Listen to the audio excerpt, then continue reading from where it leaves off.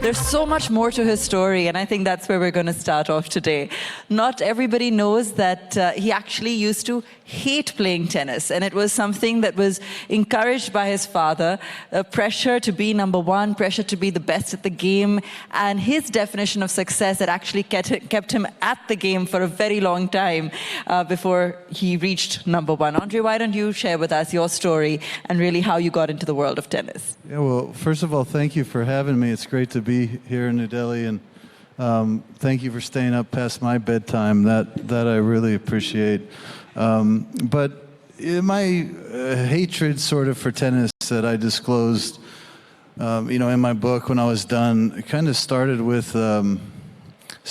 fear, to be quite honest. Fear of watching what tennis did to my siblings and their relationship, with my father.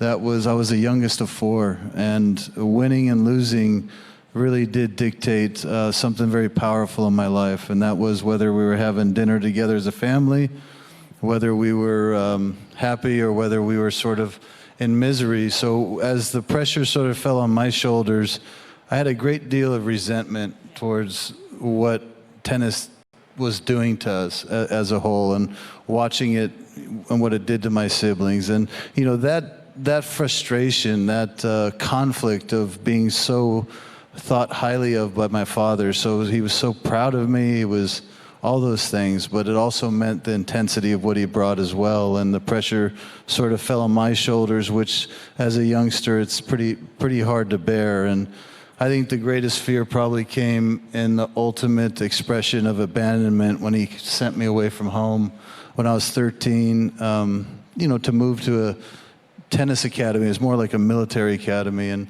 that just only expedited my connection to the game, my desire to be a part of it. But unfortunately, the only way out was to succeed, and I can honestly say that fear is, if nothing else, certainly a great motivator. In your journey as a tennis player, a lot of that resentment, did it also come out on the courts, the anger, the resentment? You were always seen as a bit of a rebel in your career. We've had a lot of instances, much talked about, not just competitive rivalry, but in terms of how you stood out vis-a-vis some of the others, in terms of your demeanor and so on. When you look back today, I can already see the amusement in your eyes, but how would you describe that phase? At the time, rebellion was the only thing that I had ownership of in my life, right? I had the choice to rebel or not to rebel. So in a way, I was exercising the only choice I really had, and people sort of started on the world stage, whether it was the media or whether it was the fans, or whether it was the sport companies who were building this brand around me, but they were telling me basically who I was, and in some cases asking me to explain who I was. And I think some of all that rebellion was an exploration, really, an exploration of who I was, because I didn't even know myself. I never had the luxury of having those choices to make sense of this whirlwind of a life that I was living. So when I look back, I see somebody who cared deeply, somebody that, couldn't hide from whatever they were feeling. And sometimes they were good things, it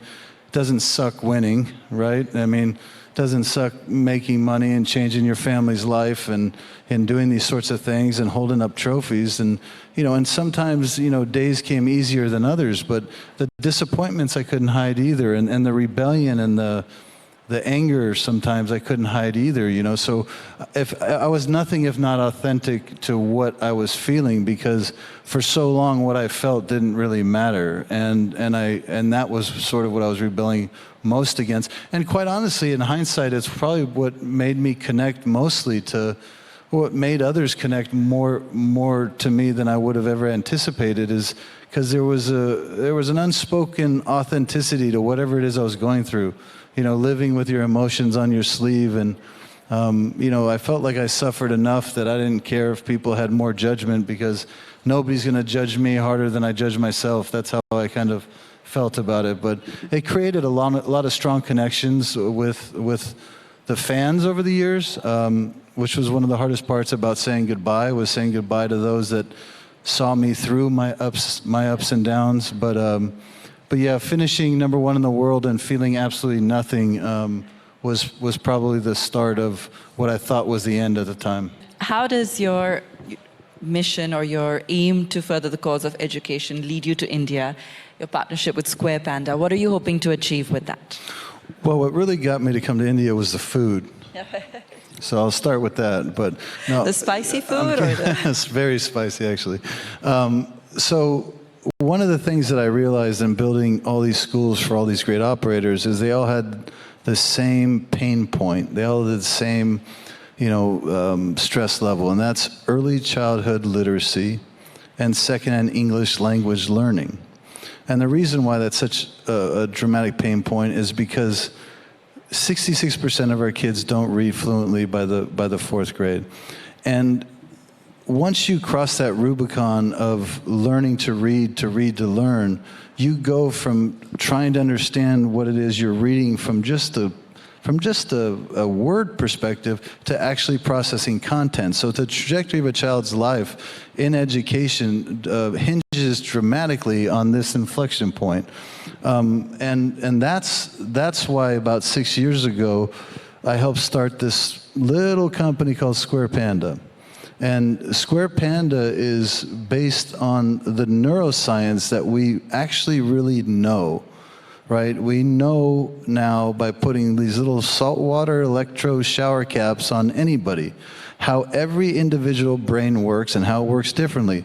And when I went to Stanford and met with Bruce McCandless, a gentleman there that's a neurologist, and he showed me the findings, it was shocking to me how we have the knowledge of figuring out how the brain works, but we have no distribution vehicle to really putting it out there in true scale.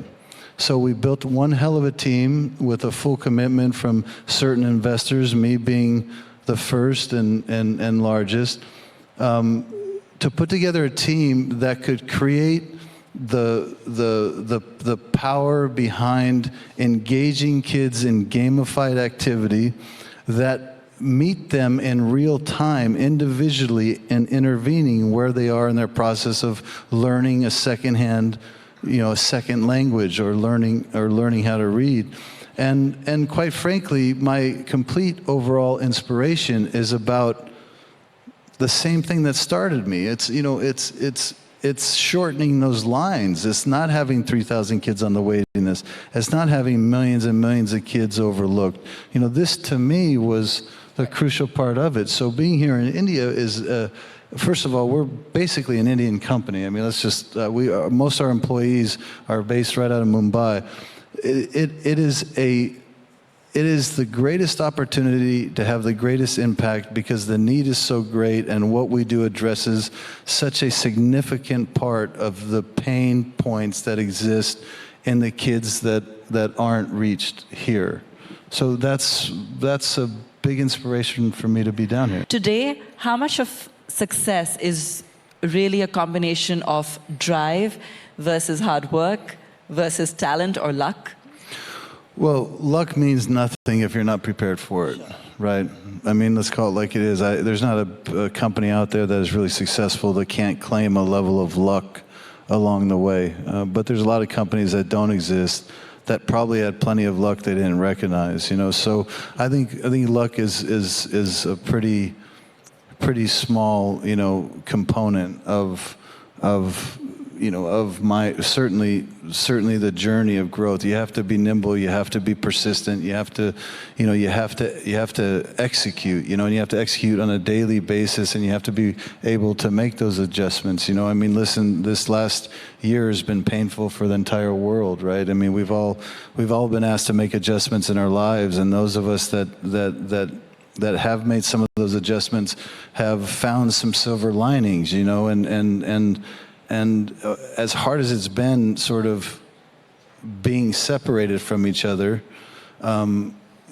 it's also in one respect highlighted what we really need to do as a society to not lose a generation. So I'm no longer out here explaining what the problem is, right? We all know what the problems are, but now we're just talking about the solutions. And there's a silver lining in that as it relates certainly to Square Panda and what we're doing here, you know, in India, but you have to recognize it, and you have to be inspired by those challenges. And to me, you know, that's all about people. You know, you don't invest in things, you invest in people, and you surround yourself with really great people. You surround yourself with a really great team, and then you don't stop. You don't stop until you cross the finish line, and then. You know, so for me, success is about engaging in my life with that sort of tenacity and with that sort of commitment to being very present in the day, because it's not defined on if the company grows to this. It's not defined if I win a tennis tournament. It's not defined by how much money you make. It's defined truly by how you engage in your life and the impact that you have in doing so. You know, and I strongly believe that it requires everybody to have a seat at the table, not just philanthropy, you know, not just the private sector, not just government, not just, you know, communities. I mean, everybody needs to figure out how to play their part in solving some of these issues. Do you still go back to the courts? Do you go back with Stephanie for a practice game now and then? I try to avoid it at all costs. Really? Yes, because it really tests our marriage. You know, it's very competitive. No, but on a serious note, I do want to stay involved in the game. The game has given me a platform to have my life's work, you know, and to wake up every day with a clear desire, inspiration, and passion for something. So I couldn't have done it without tennis. So I do try to stay involved. And the area that I find that I most connect to is anybody that really wants to learn and grow, the mentoring side of it. Coaching is a little different. Coaching is management on the road and that sort of thing.